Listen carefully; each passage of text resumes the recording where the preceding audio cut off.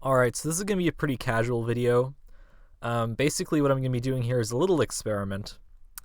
I've been a Dragon Ball fan for 10 years, around 10 years at least, and to this day I have not watched Dragon Ball GT. I'll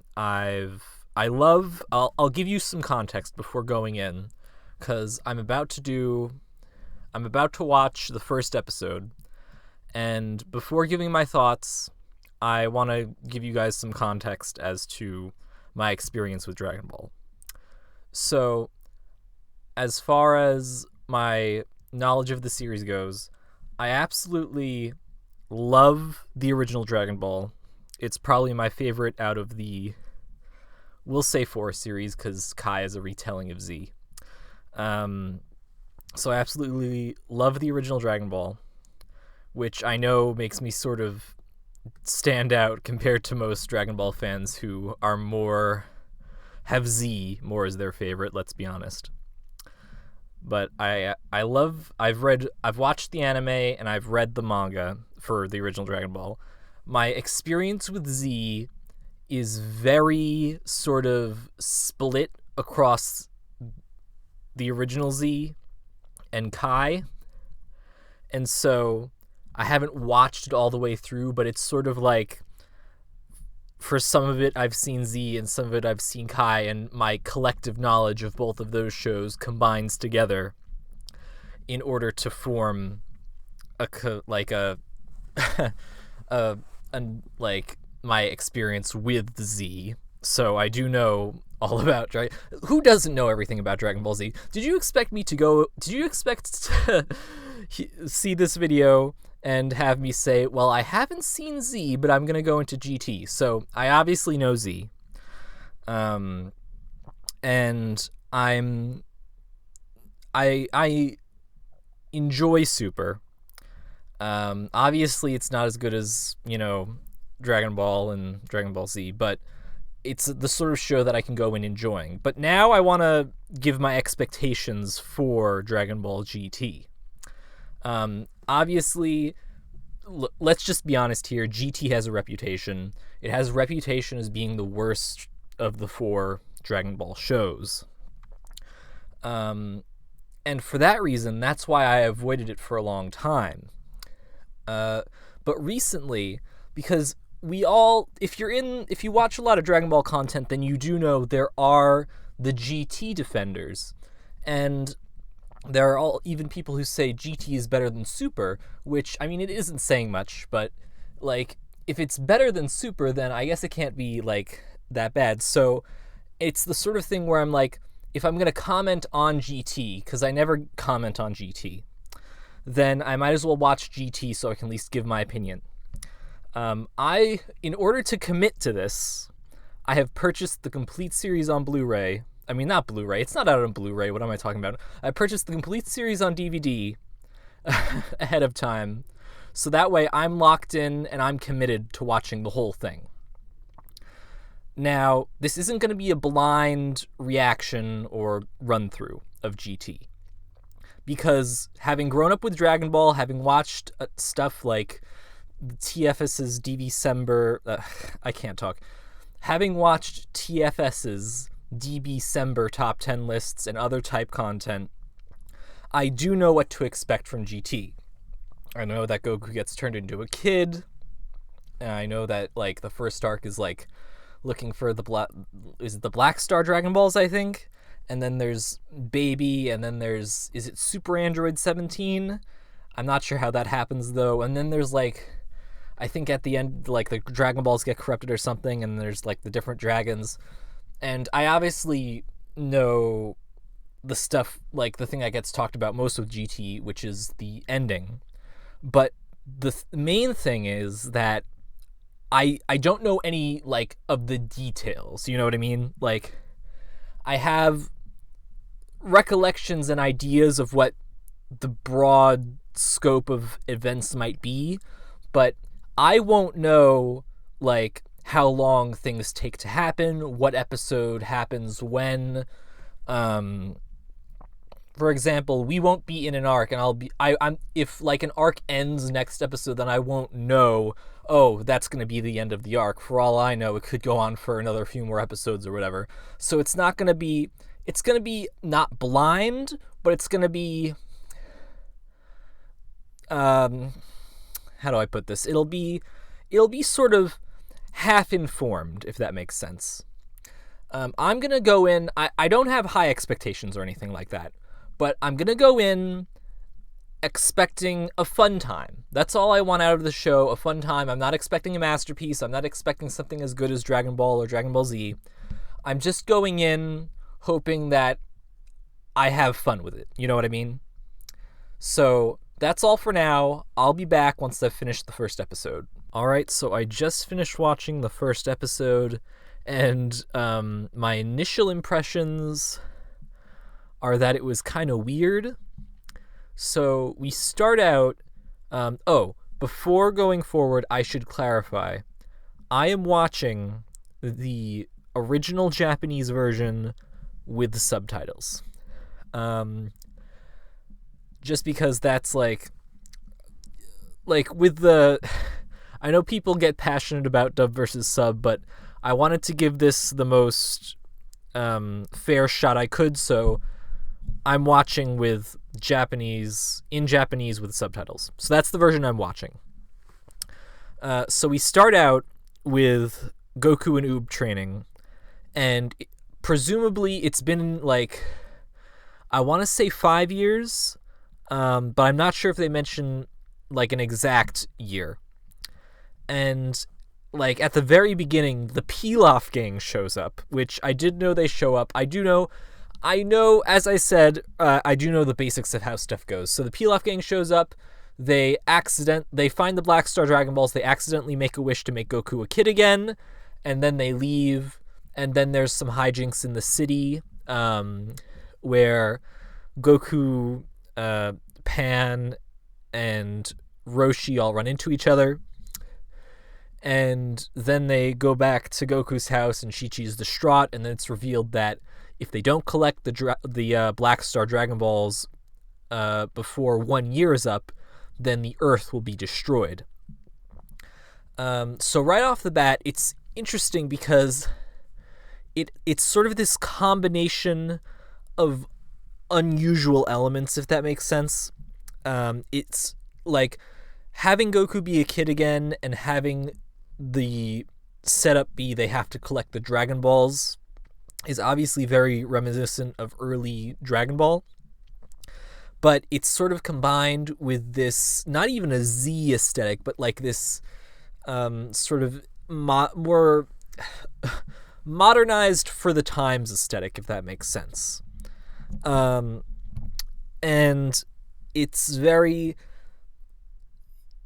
sort of like, okay, so here's one thing that's a bit weird about the show, because this, for the first time, is a Dragon Ball show which is not based on a manga at all, because obviously Akira Toriyama said, I'm done, I'm no longer doing it.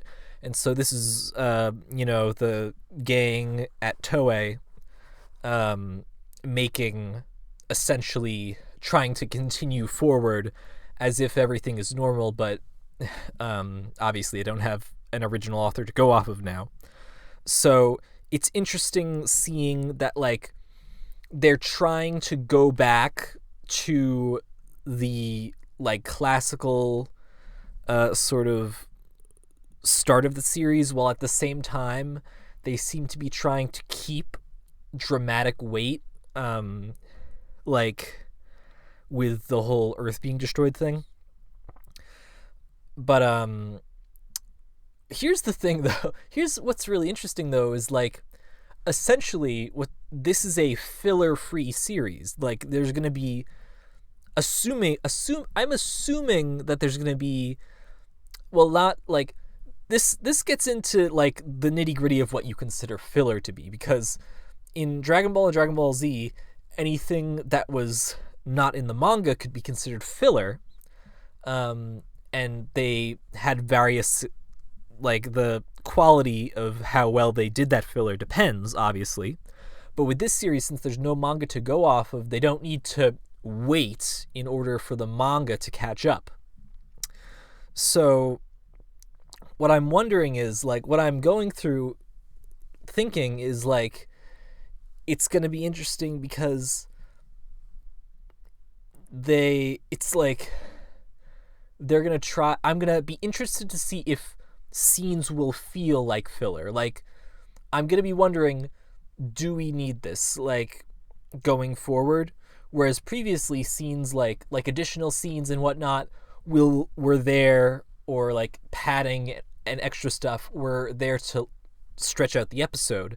Now I'm going to be thinking to myself, well, if there's no manga that needs to catch up, are they going to be just going at their own pace? But at the same time, with that previous pacing established, are they going to try and replicate that? And that's something which I was thinking of in the scene where Goku, Pan, and Roshi all meet up for the first time since Z. Which, on a side note, just like that scene, am I the only one that found that really weird? That, like, coincidentally, Goku, Pan, and Roshi were in the same area of the same city at the same time. Like, it was really weird. Like, I don't know why Roshi would just be like, all right, I'm leaving the island now and I'm going to the city. Like, I don't know. I don't understand that. That was just kind of weird. I don't know why they needed him to be there. And then, like, it just like sort of took me out of it that all three of them were there at the same time by coincidence, if that makes sense. But, like, because Roshi was obviously there in order to identify Goku, but I don't think you needed Roshi in order to identify Goku because, like, he was going home anyway. I don't get it. Also, like, here's another weird thing. I'm going to be really curious to see why they, like, because at the end of Z, there was a very clear, like, Oob is going to be very important hero to the Earth now, or passing on the torch sort of thing at the end of Z. And they touch upon this in the beginning, because Oob finishes up his training. But, I am wondering, is, like, the series just gonna immediately dump Oob? Like, okay, bye Oob, no one cares. Like, because I feel like that's a missed opportunity to, like, develop him a bit more. So I'll be interested to see if they do anything with Oob, because I heard they do some stuff with Oob later on. Like, does he fuse with Boo or something? I'm not sure. But obviously, I'm just going on off of my thoughts. This is a very casual. This is not like a scripted sort of thing. I'm just giving my thoughts on the episode. I'm going to be giving my thoughts episode by episode. Was there anything else in my notes? Let's see. I guess that's it.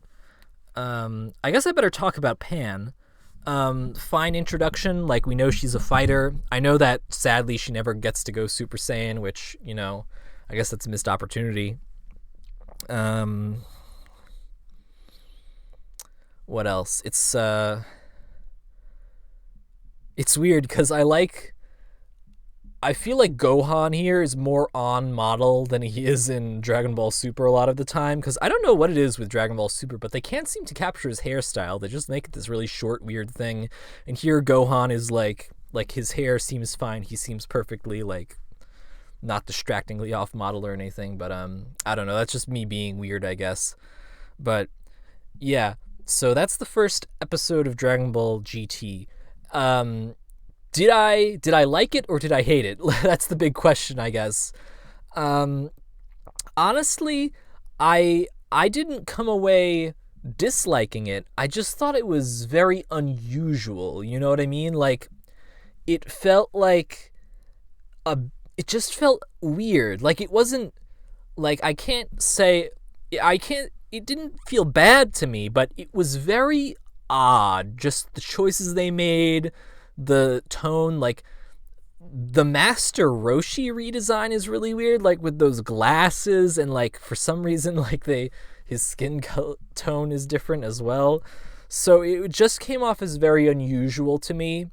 And I'll be interested to see if the series, like, because this is early days. I can understand if things feel weird now that Akira Toriyama is gone, because you don't want to, as like, I'm sure the creative team was like, okay, we don't want to just copy and try to be Akira Toriyama, because his style and his humor and all that, it's very unique to him. And so I'm sure the team were thinking, if we try to just do Akira Toriyama's style specifically, then people will say, oh, they're trying and it just doesn't feel like it. But they also don't want to differ and like diverge all the way to like be radically different, because then people will feel like it's a totally different series. So I guess I can understand why they came to some of the decisions they did. But what I'm hoping is, hopefully as the series goes on, they'll find their footing more. That's all I can hope for this series. I'm going in blind. As I said at the beginning, I know that this series has a reputation. I just want to go in, have a fun time, and I'm going in with an open mind. Even though this first episode was kind of weird, I'm going in open-minded, just looking to enjoy myself.